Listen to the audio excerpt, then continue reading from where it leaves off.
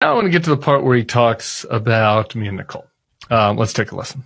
You know, Tim Miller, this other Looney Tunes, you know, he was supposedly a Republican operative. Now he is one of the most liberal people in our political affairs ecosystem. Did you ever believe any of it?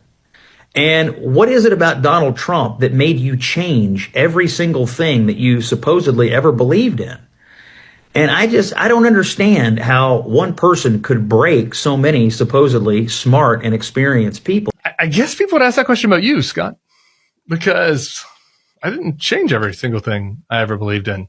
There are a lot of things I believed in that I didn't think were up for debate, right? I thought that this was a country that welcomed immigrants. This was a country where if you lost an election, you conceded. I thought that this was a country where you didn't send direct messages to your attorney general telling them that you wanted them to target your political foes. Thought this was a country where we had a basic due process, where you didn't have masked guys jumping out of cars, grabbing people on the streets because they were brown. Like I thought we all agreed with that. And then once Donald Trump came in power and instituted the most illiberal regime in my lifetime, my parents' lifetime, well, then I realized, well, actually, we don't all agree with that, it turns out. And it turns out I need to stake out some ground on these other issues that were not up for debate before, where I am completely out of step with my former party. I think that makes a lot of sense. And so when Scott says I've become one of the most liberal people in the ecosystem, I know he means that as a pejorative, but I take it as a badge of pride.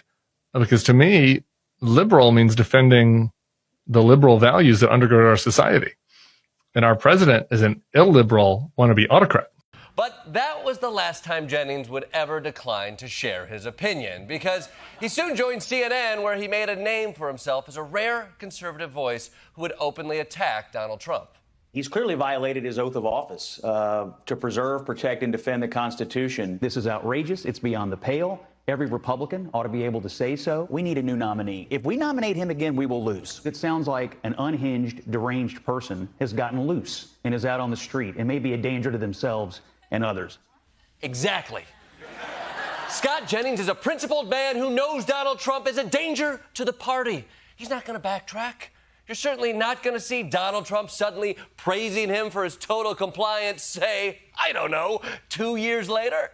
You know, we have a man here that I don't know, but he's defending me all the time on CNN. And he defends me really well. Scott Jennings.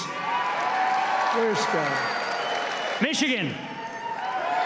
We were flying in here today, and I said, look at these farms. I got to get a farm in Michigan, because when you own as many libs as I do, you got to put a place to put them all. And the person sitting next to him on the plane said, okay, I'm going to put my headphones in now and just listen to a podcast. Cool.